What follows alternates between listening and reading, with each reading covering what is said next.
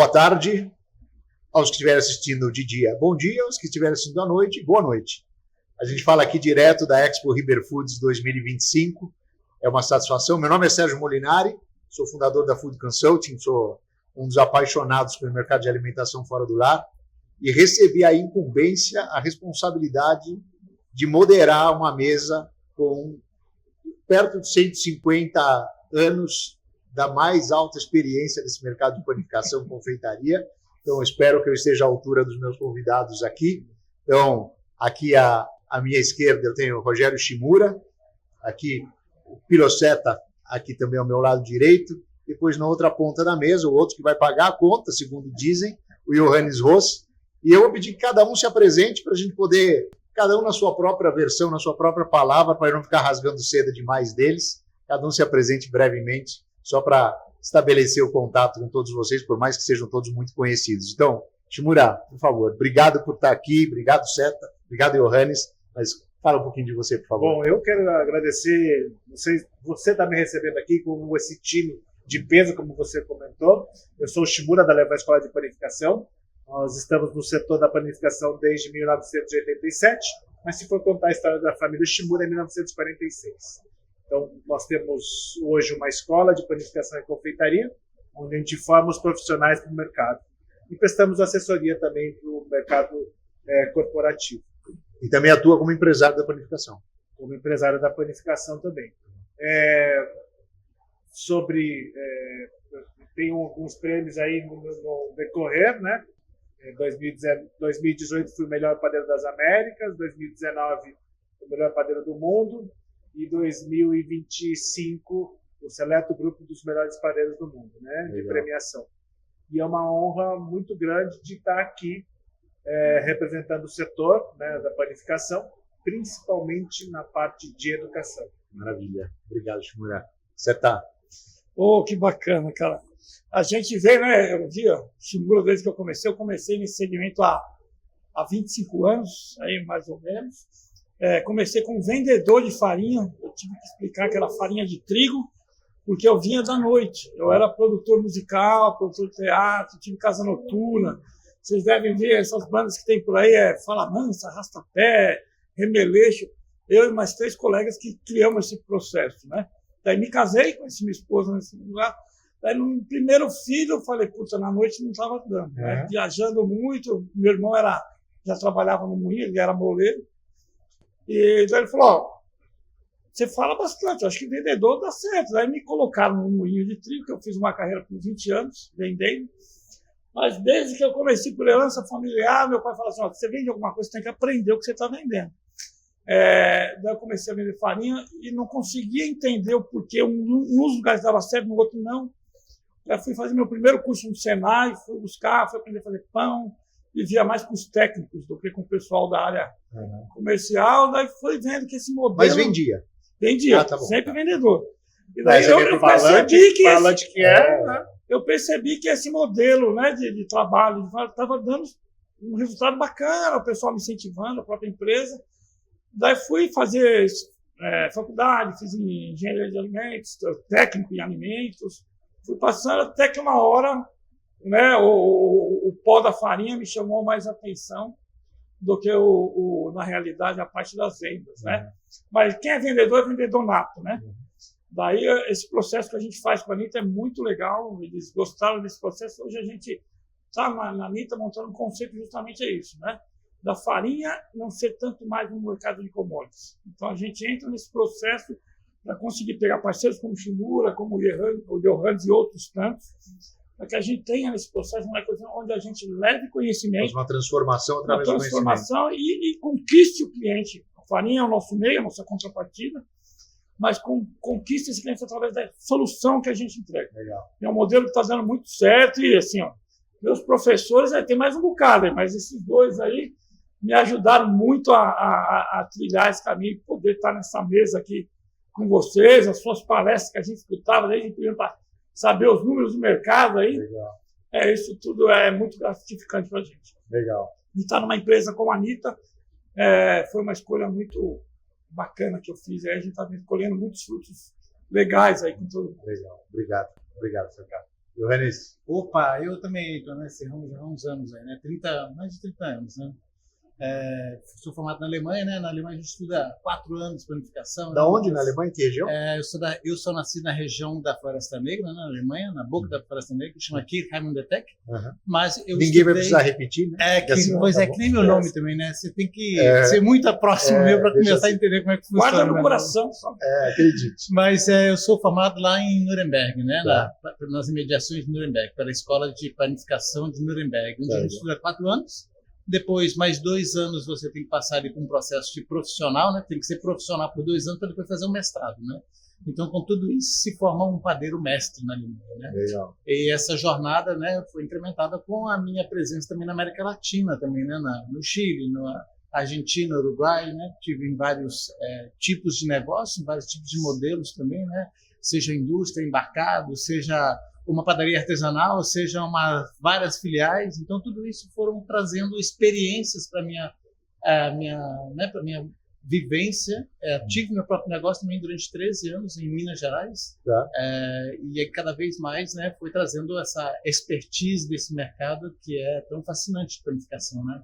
E, bom, eu sou tão apaixonado por pão, Molinari, que eu casei com uma mulher do Japão. Por isso, tá vendo? É uma troca de ideia. Japão. Não é do Jalapão, é do Japão. É do Japão, é uma nipodescendente. Vocês são quase que o oposto, né? Porque ele é um brasileiro japonês que vai para a Alemanha para ganhar prêmio. Isso mesmo. E é casado com uma baiana. E é casado com uma baiana. Uma baiana. Que é brava, é melhor Que não é mexer com ela. brava, que é brava. E você é quase que o avesso Então, disso. é curioso porque eu sou um alemão casado com uma japonesa que foi também para o Japão participar. Eu fui presidente do júri de planificação do Campeonato Mundial do Japão. Então, assim, você vê, tem um monte de coisa entre eu e o Rogério que a gente está aí nesse mundo afora. Aí. Tá Fora o Molinari, teve uma ação que nós fizemos, eu e o Johannes, nós viramos DJ e MC, né, Johannes? Aquela foi muito boa, meu Deus do céu. Ainda bem que a pandemia acabou, né? Porque agora, vocês três não estavam juntos, porque ele era produtor da noite. Isso mesmo. Ia virar, hein? Não ia ter. Você é empresário dessa David Guetta, Loki não ia ter para você. Não, esquece. A Muito planificação ia perder 2 blocos. Então, muito bem. Legal, gente, muito bacana. Mas vamos lá, vamos abrir um pouco algumas conversas, né? Porque, sem citar nomes, cada um, vou até pedir para o Shimura comece a comentar, tá bom? Mas, mais do que nunca, a gente fala demais no bom sentido, mas a gente fala bastante sobre fermentação natural, né? Um de vocês fala muito sobre pré-fermento biológico, tal, sem citar nomes, etc., mas fala muito de fermentação natural. Para a audiência da gente, né, de padeiros, confeiteiros, empresas maiores, menores, indústrias, os artesanais, etc., qual o impacto disso, qual o benefício disso para a cultura da panificação, para o desenvolvimento da panificação? Vou até fazer um resgate de uma fala tua, Santa, quando você fala da descomoditização também no nosso ramo. Então, falando um pouco da fermentação natural, o que é importante para quem está assistindo a gente, que é do ramo, pensar um pouco nesse assunto, ou em outras variações que sejam ligadas à ideia de descomoditizar a panificação? Como é que você vê isso? Bom, Molinari, na escola, a gente não pode engessar o curso, né? Claro. Então, a gente sempre fala o seguinte, a gente ensina de dois modos para fazer esse pão. Um pão com 100% de fermentação natural e um pão com um pouco de fermento comercial. Que o resultado vai dar o mesmo resultado. O que acontece hoje é que tem muita militância. Então, hoje a gente não pode fazer isso. A gente fala assim, olha, a gente vai ensinar dos 2 jeitos, mas aí no seu plano de negócio vai definir, o meu pão é 100% fermentação natural, eu não quero usar fermento comercial, mas aí a hora que você vê uma baguete de tradição francesa, vai fermento comercial. Quer dizer que não é pão de verdade? É pão sim, entendeu? Só que de um outro jeito, feito com um outro pré-fermento, que aí as pessoas têm que entender um pouco o que é um pão 100% de fermentação natural e o que é um pão de longa fermentação. Mas muita gente faz a militância, não que um pão de verdade é feito com só o fermento natural. Não, a gente tem que ensinar essas técnicas.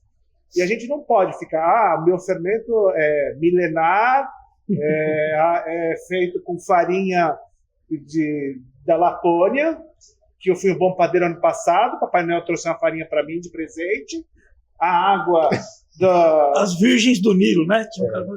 A água, como o Johannes falou, é lá do Japão, da primeira nevasca do Monte Fuji, entendeu? Ficou fácil fazer esse pão, hein? Não é? E o sal rezar, né? Não é nem o sal rosa do Himalaia. É um sal que você pegou na praia ali e você te fez o sal, entendeu? Eu tenho que mandar fazer o Harry Potter fazer esse pão. Mas você sabe, Rogério, o que você está contando aí? Tem uns casos assim que a Puratos tem uma biblioteca da fermentação natural que fica em São Vites, né?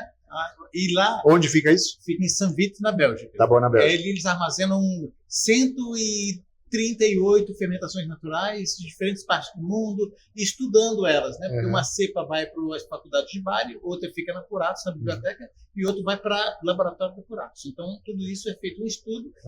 E o mais curioso de tudo são as histórias, né? E tem um sujeito que está contando, é que ele faz o seguinte, ele mistura a farinha, a água, e depois ele pega queijo brie, damasco, figo, e coloca em cima, e ele fala, não, isso aqui é para pegar os micro-organismos tais e tal, como se micro-organismos fosse passarinho, sabe? Que vai comer só aquilo ali, sabe?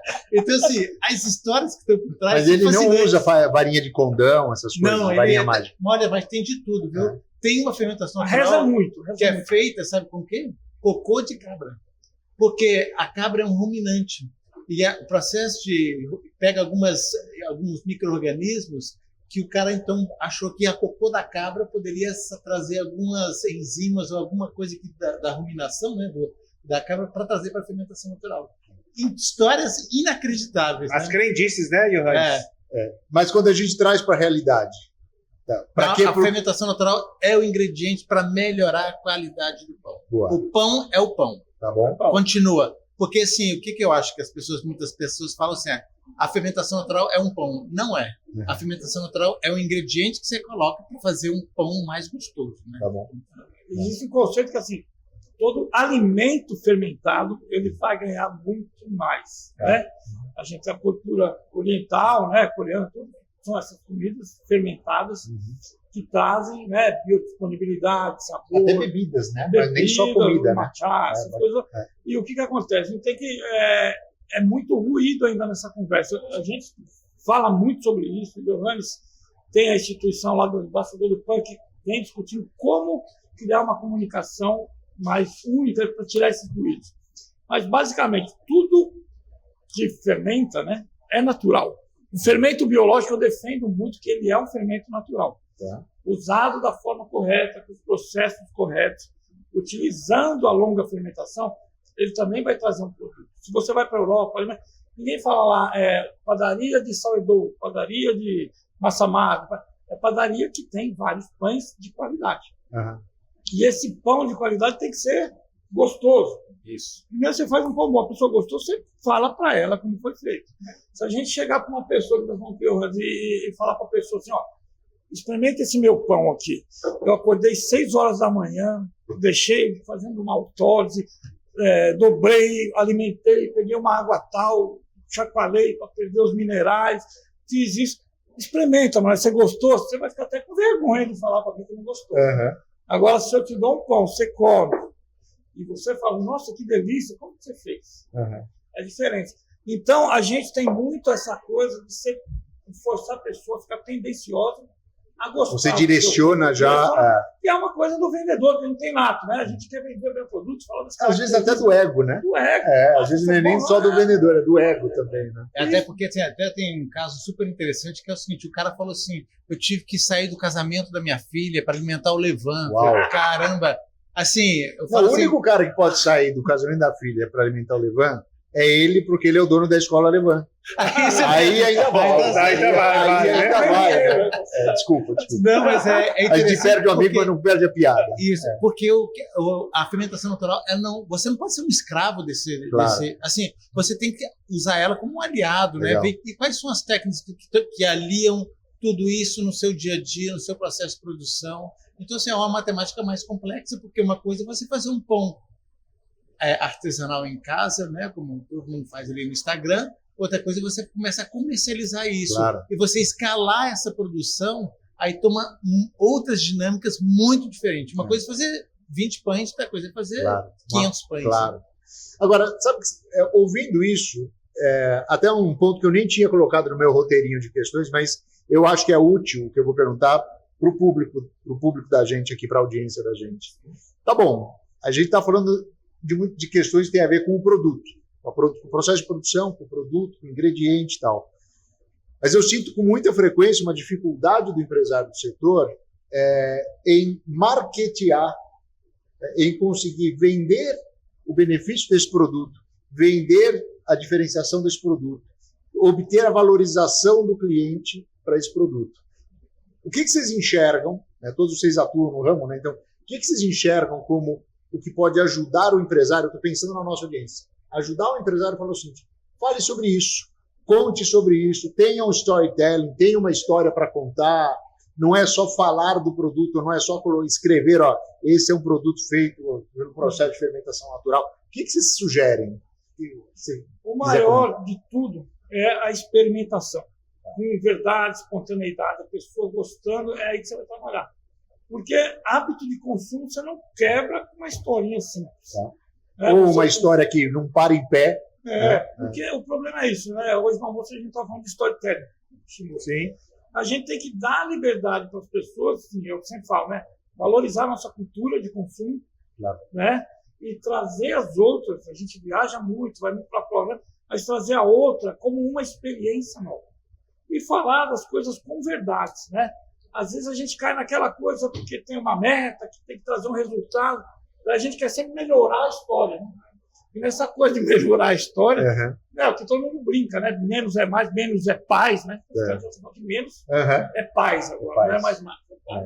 Mas sabe o que eu acho? Assim, para mim, o pão de fermentação natural, ele, se contar uma história, é legal, mas para mim, ele por si próprio já conta a sua história. Se você experimenta, como o Pilo falou, você já começa a sentir benefícios. Então, assim, onde que eu falo? Com qual câmera que eu falo aqui? Com aquela ali?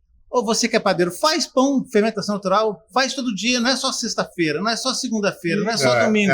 Faz todo dia. Padeiro é raiz, né? Padeiro é toda a prática. Isso, e aí depois o que acontece? As pessoas vão começar a experimentar, talvez vão achar um pouco estranho, daqui a pouco vão falar uma textura diferente. A digestibilidade é melhor. E aí começa, mas assim, quando você tem que falar assim, experimenta esse, começa uma enxurrada de informação, eu acho que você limita muito o público também, porque você talvez não consiga fazer esse approach com todo mundo, mas o pão com fermentação natural, ele é mais gostoso que sem fermentação natural. Então, só isso é o grande claim. Então, você come e fala, esse pão é mais gostoso.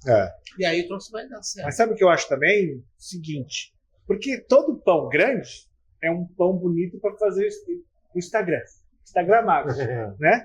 E aí a pessoa não cai a ficha que a família está menor. Então, eu acho que tem que ser um pão com peso correto, porque um peso de 750, 800, 1 quilo é muito bonito para tirar foto. Mas na prática do dia a dia não vai ser. Não vai. Você tá vendo? Cai de novo no hábito de consumo, hábito de compra. Porque o pão grande, como que é vendido na Europa? Por quilo. Na verdade, por pedaço, por fatia. O europeu está acostumado com isso. Outro dia eu levei um pão em casa para minha mulher, eu trouxe um pedaço.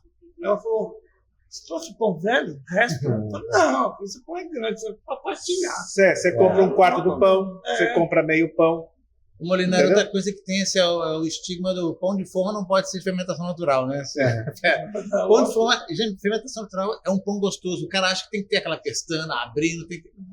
O pão tá gostoso? Tá. Então, tenta melhorar a pestana, mas não tenta melhorar a pestana antes do pão ficar gostoso. É mais ou menos assim, sabe? Tem que ter os alvéolos do tamanho de sei lá, da lua.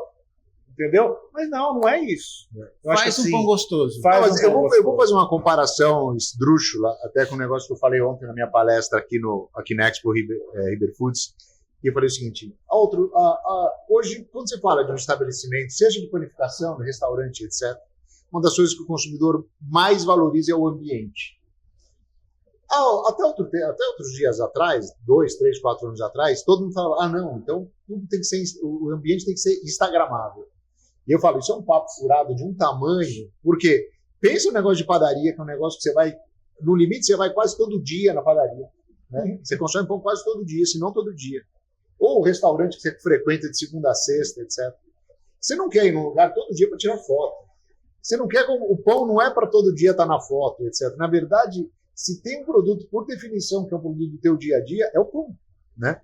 Então, eu concordo. Eu acho que, às vezes, a gente tem que derrubar um pouco as modinhas, né? Sim. Aquelas coisas que te levam para fazer a espuma. E até a minha pergunta tinha um pouco de truque na pergunta, né? Quando eu falei, como é que a gente ajuda? Como é que você cria a cultura de comer esse pão e etc. É muito menos o marketing, né? O ferramental de marketing da escola, e é muito mais o elemento número um, o benefício número um que esse produto proporciona, que é ser um pão bom, um pão melhor. Né? É natural, quando você come esse pão, você come uma pizza de longa fermentação, não precisa nem falar fermentação natural. Um pão que fermenta no tempo correto, né? Que o fermento precisa, pela quantidade de fermento que tem ali, açúcar, fermentar para você ter um produto correto ali. Qualquer um percebe que você ia comer um pedaço, você acaba comendo dois. Você, à noite, você tem inchaço. A tua sensação de digestão. Não precisa apelar tanto para muitas explicações técnicas, filosóficas. A gente estuda muito isso. Mas o mais fácil é assim, come e vê como você sente com esse pão. Claro. Come esse pão com vinho e come o outro pão com vinho. Não harmoniza, não é? Harmonia não chato nem nada. Você come um pão de fermentação natural, só com um fio de azeite, toma um vinho. Legal. Está resolvido. Agora, você não come com outro pão, não casa. Açúcar na boca. Outra coisa que eu acho assim, o que acontece? O dono da padaria, às vezes o dono que vai lançar o pão, ele quer o pão do jeito que ele gosta. Né? O pão é para ele. É isso mesmo. É isso, cara, aí faz, não, o pão tá faltando acidez. Aí você fala, cara, quanto mais acidez você põe no pão, mais nichificado ele fica, porque você limita o consumo de um pão ácido com uma geleia, com algum outro, né, com, sei lá, com algum tipo de outra cobertura doce. Ele é menos universal, né? Então, assim, o pão de fermentação natural não é o pão azedo, sabe? Ele pode ser azedo, mas aí o cara fala, não, eu quero mais ácido, eu quero mais... Igual aquele lá do bexiga. Aí você vai ver, o consumidor não se acostuma com isso. Então, assim, qual que é a passagem para fazer do pão francês para aquele pão de fermentação natural? Acho que existe uma trilha que a gente precisa educar o consumidor, não talvez com muito storytelling, mas é fazendo um processo. Agora vamos fermentar esse negócio, em vez de ser 2 horas, vamos fermentar 6 horas, depois vamos fermentar 8 horas, depois vamos fermentar. Aí você vai aumentando o nível do paladar das pessoas, fazendo com que elas consigam absorver talvez um pão com o mesmo 24 produto, horas de fermentação natural. Com diferentes tipos de tempo de fermentação. Acostumar a consumir a cultura. A frase lá do Ferreirinha, lá, o mestre do luxo. O paladar não retroage. De jeito. Vinho de outros mercados, a gente está acostumando. O vinho é assim, a cerveja é assim, o café é assim, todos eles também têm a mesma característica. Uma vez, a minha filha tinha 3 anos. Até entre a gente. Depois que a minha esposa me conheceu, ela não quis saber. Não, fica difícil de voltar atrás. Não retroage nada. A minha filha tinha 3 anos. A minha esposa ligou, falou, a cara ligou, acabou o panetone de chocolate. Traz aí. Falei, pega um panetone que a gente ganhou, corta e dá para ela. Aí cortou, depois de 10 minutos ela me ligou, não deu. A sua filha cheirou e falou, não é o pão do pai. Talvez não quero. A gente aí leva o panetone da escola e tudo. Mas aí, como você falou, Seta, o paladar não regride. Não regride. Porque a hora que você acostuma uma coisa boa, você não vai querer voltar para trás. Né? Quando ela fala assim, pai, traz pão de verdade, eu já sei o que ela quer. Ciabatta ou quer uma baguete. Entendeu? E aí, quando a gente faz na escola, tudo, eu aprendi com Seta. Outro dia, quando a gente fez... Quando foi? Riverfood? Riverfood, não foi? É verdade, cara. Porque eu falei assim, mas como é que você vai fazer desse jeito aqui, Seta? A gente faz na escola com o outro. Não, faz desse jeito. A gente aprende todo dia. Claro. A gente é humilde o suficiente de falar assim, aprendi com o Seta. Aprendi com o Johannes. Johannes Apurados ficou quanto tempo lá na escola? Acho que uns 6 anos, 5 anos. 5 anos. Você acha que eu não aprendi com a bagagem que ele tem? A gente vai muito. Experiência, né? Quando ele me convidou para conhecer Sanvite, nós ficamos impressionados com que Cal trabalha ali. Muito legal. E quando eu recebi o convite, a gente já estava num namoro antigo com a Anitta, com a escola, e quando deu certo a parceria, falei assim, vou me aproximar mais, porque eu quero passar conhecimento e, ao mesmo tempo, quero receber conhecimento, Claro. entendeu? É uma troca. Então, a gente sempre está atrás desse conhecimento. Agora, falando de conhecimento, você falou sobre viagens. O Johannes não precisa dizer que ele já é viajado por definição, né? Só o nome já é viajado. Só o Só o nome, nome mais a origem e tal. Uma coisa, desculpa de cortar, quando eu saio para tomar café, a pessoa pergunta assim, dá seu nome. Eu falo, você está falando o teu. É melhor. Já 3 vezes. Você está falando o seu. Eu falo rosto. É. Nossa. Aí se tiver um cara que luta karatê, ainda vai fazer o sinal de rosto. Né? Nossa, é maravilhosa a piada, desculpa. A gente falando de mundo, né? Falar do, eu vou para o mundo e vou voltar para o micro. Qual a importância desse grau de atualização? Eu não sei se é claro para o empresário, mas quando a gente está numa mesa com vocês três, a gente não está falando da experiência exclusivamente do conhecimento adquirido só no estudo, etc. Mas tem um mundo, literalmente um mundo, né, das experiências da panificação e da confeitaria em diversos outros países, diversas outras realidades, diversos outros perfis de consumidor, de mercado e tal. Então, quando a gente está nesse papo, a gente está condensando aqui, né, muito tempo também dessa comparação da nossa realidade com outras realidades, etc.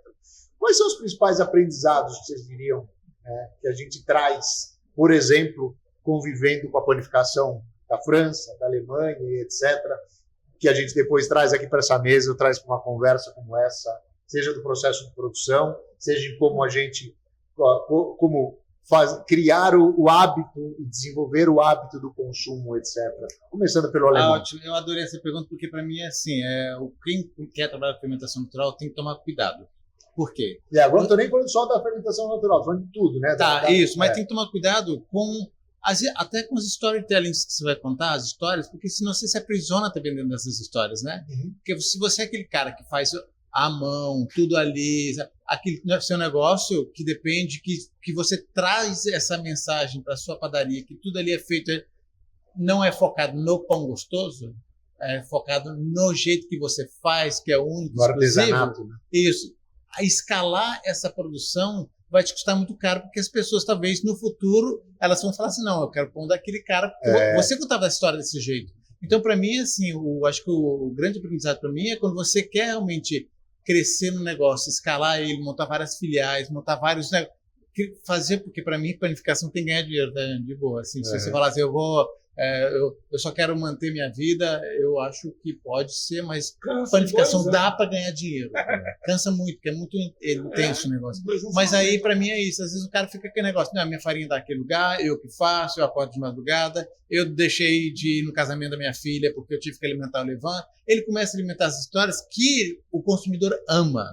Ele ama, ele fala, nossa, que sacrifício que ele faz por nós. Eu como esse pão, eu sinto o suor dele, né? Escorrendo na minha boca aqui. E é por isso que fica azedo. Mas, então, aí eu falo assim, putz, mas de repente, essas histórias aprisionam o negócio de tal maneira que se fala, não, estou crescendo. Aí esses caras vão falar assim, aí, tá vendo?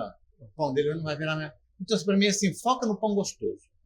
Até porque, assim, todos aqueles 1000 micro-organismos que você vai cultivar no fermento natural, depois que ele está dentro do forno, não vai sobreviver mais. Ele vai sair do outro lado um pão. Não vai sair um pão cheio de micro-organismos. Claro. Os micro-organismos vão morrer. Eles vão criar aromas, sabores e resultado do pão. Então, para mim, é isso, né? Cuide com suas histórias e pense em crescer no seu negócio desde o primeiro dia, porque aí o negócio, você começa a construir as narrativas em cima de como o pão é gostoso. E aí fazendo um pouco a ponte disso, Shimura, por exemplo, com premiações internacionais de uma panificação originada aqui do Brasil. E aí?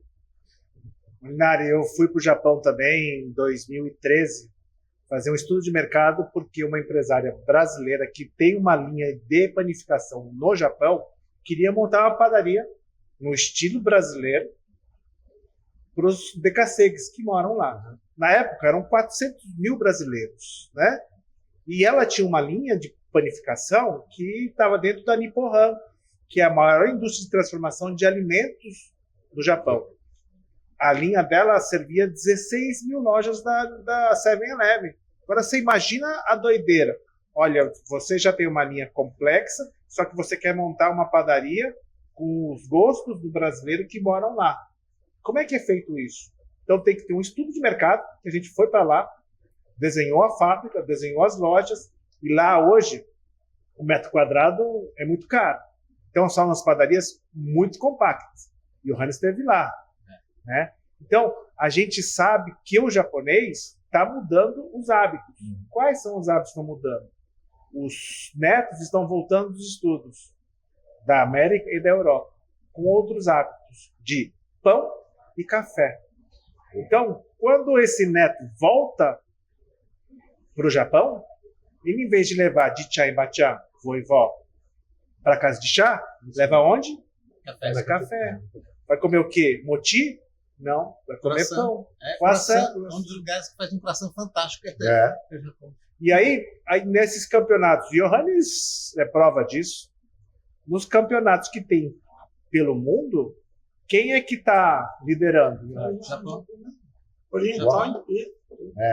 Disciplina, né? A disciplina. E a qualidade. Quando eu fui para lá, eu fiquei de boca aberta, porque com a questão de como manipular o alimento. Educação. A educação. O respeito às matérias-primas. Você vê aquela tradição de cortar o salmão, que é linda, né? O cara corta, né? Para não perder, para não sacrificar. Várias coisas, né? Ninguém joga nada fora, não sai jogando farinha a rodo, aproveita tudo. Então, não vou deixar o Shimura finalizar. Então, eu acho que assim, essa cultura do pão é mundial. Por exemplo, quando a gente vai para o Japão, a primeira coisa que ele quer aprender é o que é o nosso pão de queijo. Segundo produto, biscoito de polvilho. Agora, aonde a gente vai encontrar mandioca? Eu encontrei pão de queijo no metrô de Tóquio. Eu falei, que isso aqui? Era tão escrito pão de queijo lá. Eu falei, cara, que coisa.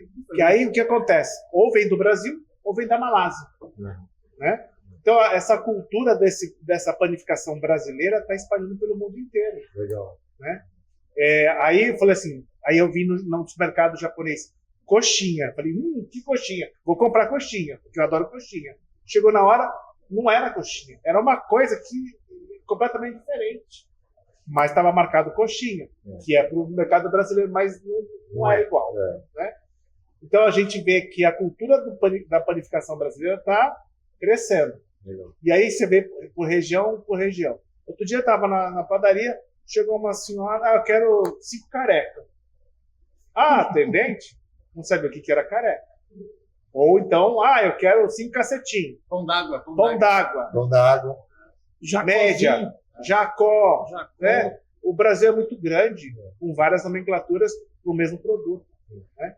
Então, isso, o Brasil, eu acho que tem muita cultura regional. Tem né? identidade, né? A panificação brasileira tem identidade. O pessoal fala assim, lá fora a gente precisa aprender. Eu falo, acho que precisa aprender, expandir mais ainda, mas a gente tem identidade. Tem, é isso que eu acho, né? O que eu aprendi indo para fora.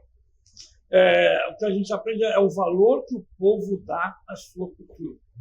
Eu acho que a educação, o Japão é um país que veio tudo bem, a Europa, o velho continente, o berço de toda a cultura, mas assim, a gente vê que a base de tudo é a educação. E junto com isso, incorpora um comentário. Você acha que a gente se entende mais cachorro vira-lata do que é isso também? Eu estou parando de usar isso, que eu estou querendo ter sempre mais o lado positivo do Brasil. Mas assim, eu sempre falei isso, que a gente tem complexo de vira-lata. Porque a gente vê os panificadores que a gente tem no Brasil, as pessoas que sabem fazer pão, mas quando vem uma pessoa de fora, falando espanhol, ou falando em francês, o cara já, assim, naturalmente é da gente. A gente quer tratar bem, a gente quer ajudar o cara a entender a nossa língua. Vai lá para a França e fala em português. Eles não são mal criados, mas eles estão na terra deles, eles querem que você se esforce para falar no idioma deles. O brasileiro tem as características, ele é o cara que mais quer agradar o outro. Né? Muitas vezes se descaracterizando. Eu acho que assim, o que eu aprendi? Ninguém é bem atendido na França, na Itália, em Portugal, na Alemanha. Não. As pessoas são bem atendidas no Brasil. Então, nosso amigo Thierry, ele brinca. A hospitalidade Eles daqui adoram o Brasil. Se você mostrar o Brasil direito para quem vem de fora, eles vêm e não querem sair. Tem mais um padeiro lá que está em Dubai, quer vir para cá ficar com a gente. Porque ele se apaixonou pela nossa cultura. Mas por quê? Foi apresentado de uma forma legal. Vai para a Bahia sozinho, você vai gostar da Bahia?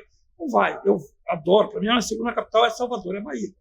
Eu aprendi a viver na cultura deles. Então, o Brasil é um país de dimensão geográfica muito grande. A gente falar de Brasil é muito complexo. Porque eu acho que a gente tem cada vez mais pensar que não adianta ficar falando em PIB, a gente tem que falar em PNB, Produto Nacional Bruto, exportar nossas riquezas, mas com valor, com storytelling, como eles fazem lá. Porque o francês brinca lá comigo, diz, eu ponho a bandeirinha do Brasil, já que você vai, não, a bandeira do Brasil eu não ponho, porque vai vir muito brasileiro aqui. Mas por que não? Atrasa o meu trabalho, a gente é muito processual.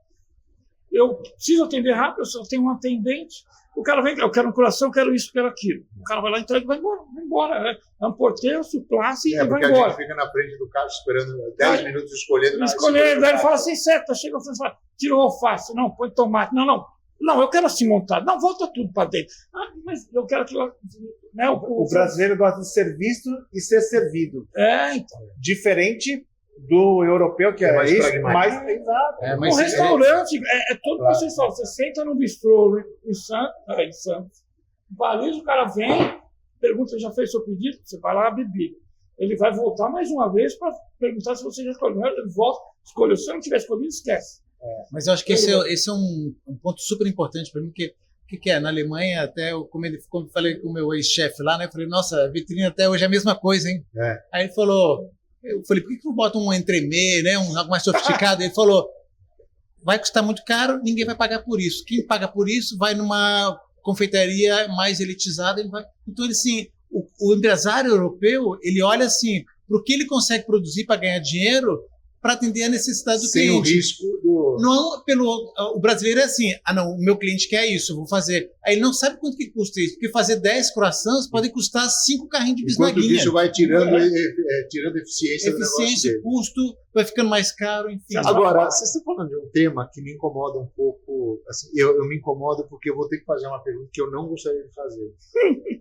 Porque a gente sabe que isso está batendo em muitas regiões, em muitos segmentos está batendo na porta, e que é o tema da panificação congelada, né?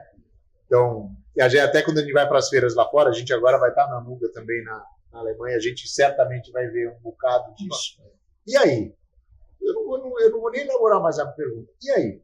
Quem quer pegar?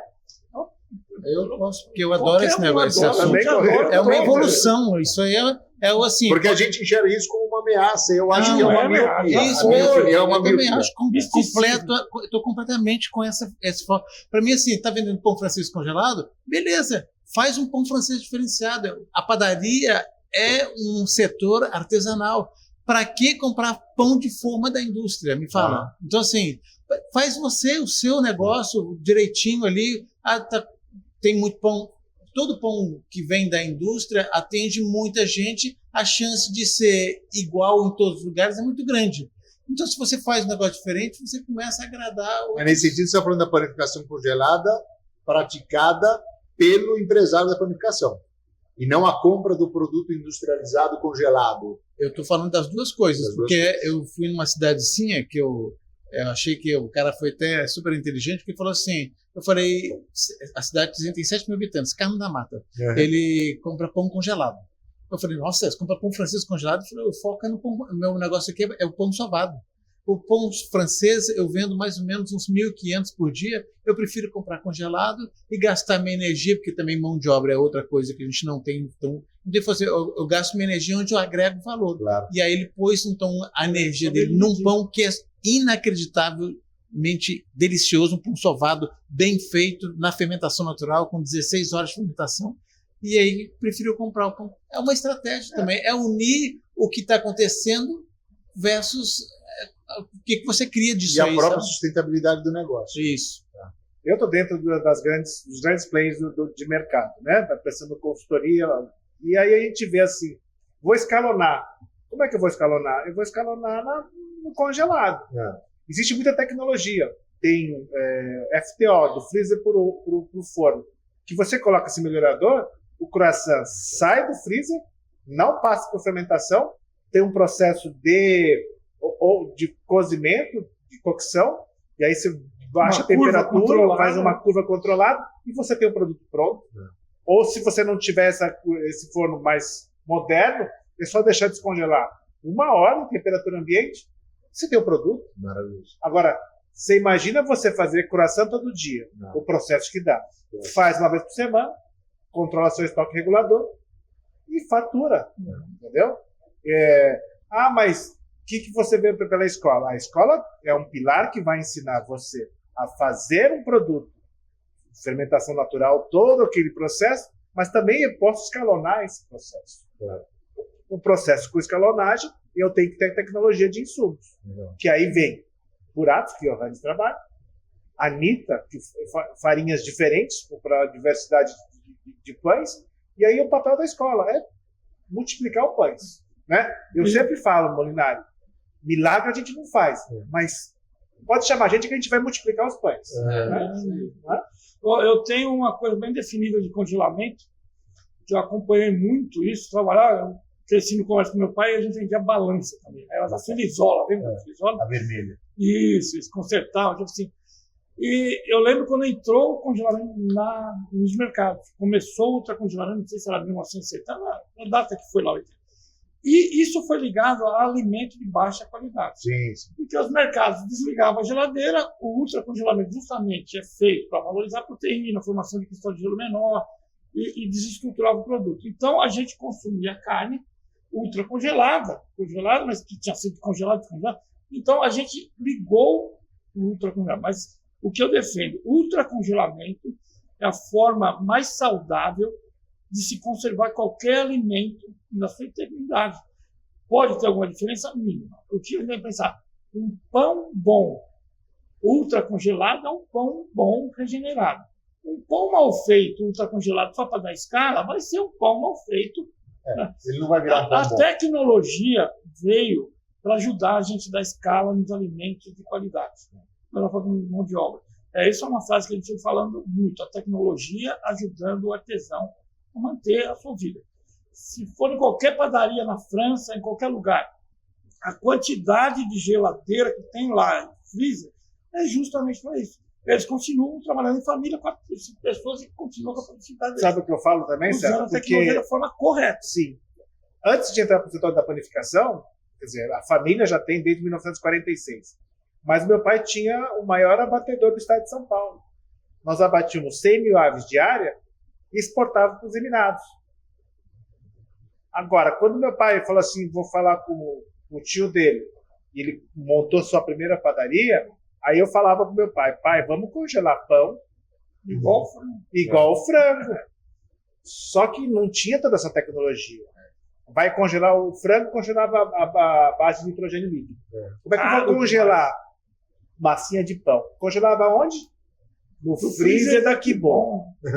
Aquela que parece que tem asa de gaivota. Isso, né? Isso. Aí chegava quarta-feira, tinha um representante da empresa de sorvete, fazia a limpeza, só que tinha que pegar o freezer o quê? Limpo. Né? Aí chegava lá, os atendentes, 7 horas da manhã, tiravam do freezer e jogavam na geladeira. 8 horas passava o representante, limpava, e aí fazia o quê? Voltava, né? Pro freezer. Só que aí o representante falou assim, seu Sal, tá vazio. Eu falei, mas tá fraco a venda.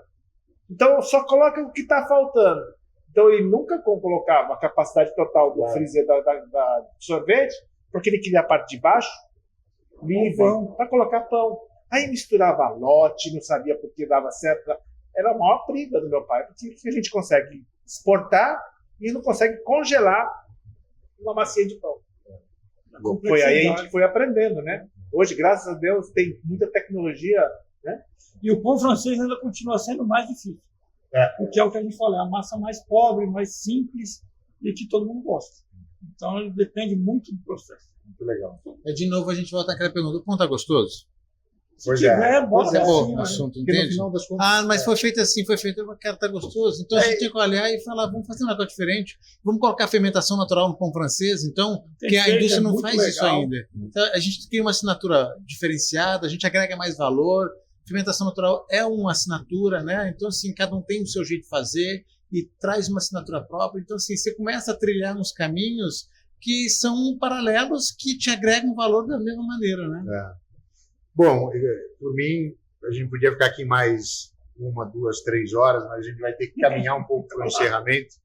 Eu queria fechar, talvez, com uma visão um pouco mais, assim, pegar um pouco da visão de cada um de vocês sobre um tema que, para mim, é particularmente importante, né?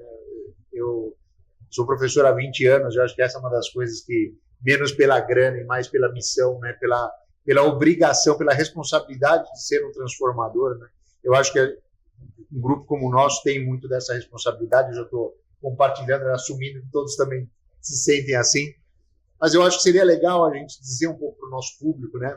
Para o público da Riber, que está ou presente aqui na Expo, ou quem vai assistir depois por muito tempo, um pouco dessa conversa.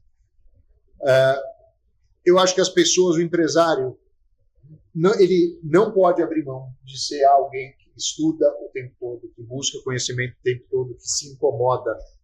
Eu costumo dizer que o empresário curioso e incomodado tem uma chance de sucesso muito maior. Eu queria que cada um de vocês fizesse sua palavra de encerramento, talvez com algum tom de mensagem nessa provocação para o empresário, e não só o empresário, mas o profissional do setor, para essa busca sempre de mais conhecimento, essa inquietude para ele ir atrás. Então, você que tem a escola, por exemplo, quer fazer o teu encerramento com um pouco dessa bandeira? Eu já comentei com vocês, né? Mas conhecimento é um bem adquirido que ninguém pode tirar de vocês. Tem que estudar, todo mundo estuda. Tanto é que quando nós homologamos a seletiva da Copa do Mundo do Panetone, o Panetone sempre foi um produto que é uma incógnita. Então eu tive que estudar muito. E aí também com a ajuda do Johannes, porque com a Apuratos emprestou o centro técnico lá de Parma, a gente vê os profissionais trabalhando porque os caras respiram Panetone. Então, só de estar lá acompanhando os competidores, mais da última edição, o Stefano estava lá, o cara sabe muito. Só de estar do lado dele, compartilhando o conhecimento que ele passou para a gente, é uma coisa inacreditável. Hoje a gente consegue tirar um bom panetone, excelente panetone. Mas por quê? Porque eu fui atrás. E acho que vocês, quem está assistindo, o público da Riber Food, tem que ir atrás, né? Temos excelentes empresas que fazem parte do grupo Riber Food, Apuratos, Nita, Fermento. Eles têm muito conhecimento. Vocês têm que ir atrás desse conhecimento. A própria Riber é uma promotora de conhecimento. Muito. Sim. Quando ele fez a primeira vez que eu vim para cá, acho que foi há 3 ou 4 anos atrás, eu não lembro quando foi, o meu voo foi cancelado. Que não tinha voo para cá. Era mais fácil ter vindo de carro do que esperar do voo. Mas eu assim mesmo, eu vim à noite. E estava cheio de gente. O ano passado, foi ano passado ou retrasado? Retrasado, quando a gente veio, tá dividindo o palco com o Johannes e com o Seta, não tem preço. E quando falaram para mim, você vai voltar para Riber Food, na hora, aceitei. Entendeu? Obrigado. Por quê? Porque a gente quer levar conhecimento para todas essas pessoas. Né? E tá nessa mesa, como vocês falaram, aqui são, a gente sempre fala que são os leões da planificação. Né? Porque... Miau! Miau! Essa eu não imaginava, vocês miando assim. Miau! O pessoal vai achar que isso daí é campanha para o Tigrinho, não pode. Ele conta Tigrinho. Obrigado, cara. Obrigado. Você tá... Suas palavras finais aí. Minhas palavras, assim, eu também sou um cara que meu sonho era ser professor. Mas eu não segui a carreira porque. Você queria ganhar dinheiro, é isso? Então. Entendi. Mas é mais ou menos isso. Mas hoje eu estou realizando sonho, né?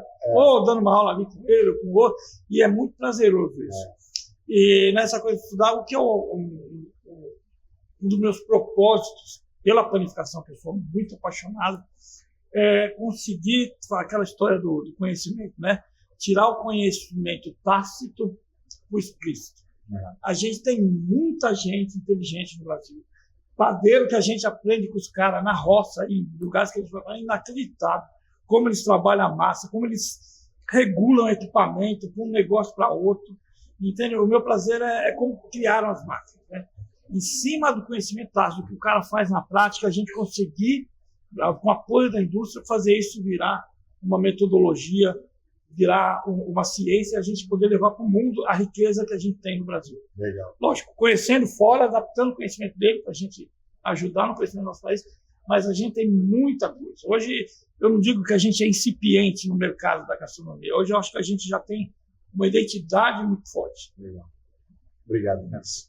Show de bola. Isso aí. Não, mas eu também sou a favor assim, da tecnologia, né? Porque a tecnologia, ela amortiza, muitas vezes, ela tem dois objetivos, né? Ou criar uma coisa nova, ou facilitar o que já tem, né? Então, assim... Que, na verdade, é o conceito de inovação, inclusive. Isso. Então, assim, quais são suas dores? Eu acho que essa é a pergunta que eu faço para o panificador, sabe? Quais são suas dores?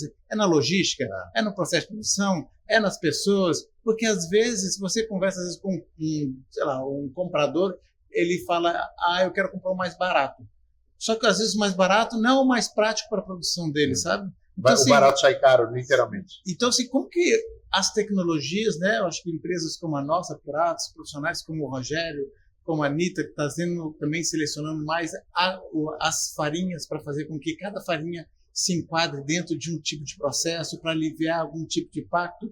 Então, acho que é isso, é aquilo que você falou. Como a gente deixa o padeiro mais inquieto para entender que as oportunidades na tecnologia, no que tem acontecido de inovação, eu fui no moinho da Anitta essa semana, você vê os milhões de reais são gastos para fazer uma farinha. Então, assim, não é para... É para aproveitar muita coisa que não era aproveitada antes, né? A formação acadêmica, né? De conhecer os processos para usar a farinha certa, para ver quais são as tecnologias, que aí eu me represento, eu sou na Apurados, eu represento a tecnologia mesmo. Eu acho que é que nem carro, sabe? Você vai evoluindo, você tem uma Ferrari porque tem muita tecnologia atrás. Então, assim, a Apurados também investe muito em tecnologias muito específicas. Eu quero embalar 3 pacotes de hambúrguer e transportar isso até minha loja sem amassar. A gente tem solução para isso. Legal. Então, assim, como que o empresário vai atrás dessas oportunidades com a inquietude, né, que deve ser do empresário para falar assim, isso vou sanar essas coisas. Muito bom. Obrigado, Eurício. Prazer. Bom, Shimura, obrigado. Sempre muito especial estar com você. Eu só queria mostrar minha meia hoje. Eu vim com a meia especial. Meia de pau. Cadê? Seta, cadê a sua? Os caras me tiraram, os caras me tiraram da turma aí, ó. Aqui, ó. Eu tô sem graça, né? Aí, ó, tá vendo? Tem que virar pra dentro, hein, ó. Eu tô esperando o Brasil. A minha é de baguete. Vamos dar o braço, vamos dar. Não. Essa mesa sacanagem. Tá vendo? Os caras tiraram a gente. Shimura, Seta e Johanny, super obrigado. Espero que tenha sido interessante para vocês, curioso, instigante, etc. Obrigado pela audiência aqui para a Riber Foods. Obrigado para todo mundo que está assistindo, que está participando também. A feira está incrível, quase 4.000 pessoas aqui na Expo Riber Foods 2025. Obrigado a todos vocês, grande abraço, sucesso. Vamos lá.